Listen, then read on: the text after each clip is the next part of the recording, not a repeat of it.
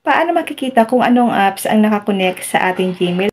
Para kapag hindi na po natin ginagamit ang isang application, madelete na po natin ito para iwas hack sa ating mga Gmail account. Lalo na po kung yung Gmail account natin ay nakakonect sa ating mga bank or sa ating YouTube or sa ating Facebook. Para iwas hack din po. Ganito lang yung gagawin natin. Para ma-check natin or makita natin kung ano po ba yung mga nakakonect sa ating mga Gmail account. Open lang natin ang Gmail. Click Profile. Click Google Account. Click natin ang Data Privacy. Scroll down natin. Hanapin niyo po ang third-party apps and services. Keep track of your connections with third-party apps and services. Click natin ito. Lalabas po dito lahat ng mga applications na connected ang inyong Gmail account.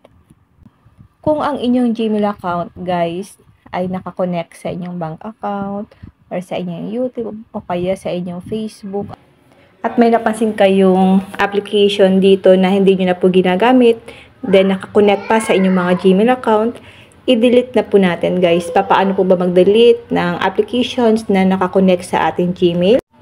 Click lang po natin ang isang applications, halimbawa ito. Then, scroll down natin. Click nyo po ang delete all connections you have. Dito, guys. Then, click nyo po ang confirm.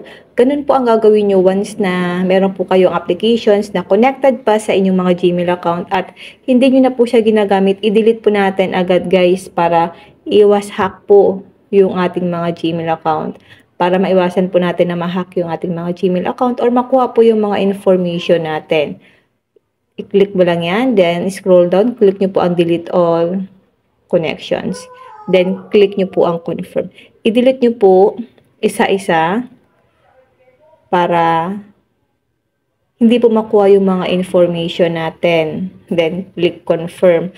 Ganun lang po ang gagawin natin, guys, hanggang sa maubos natin yung applications sa isang apps na connected po ang ating mga Gmail account.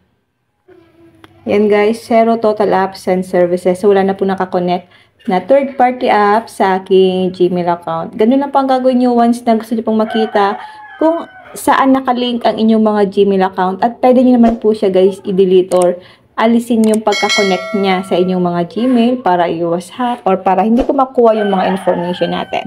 Yun lang, guys. Sana po may natutunan kayo sa aking video. Thank you for watching.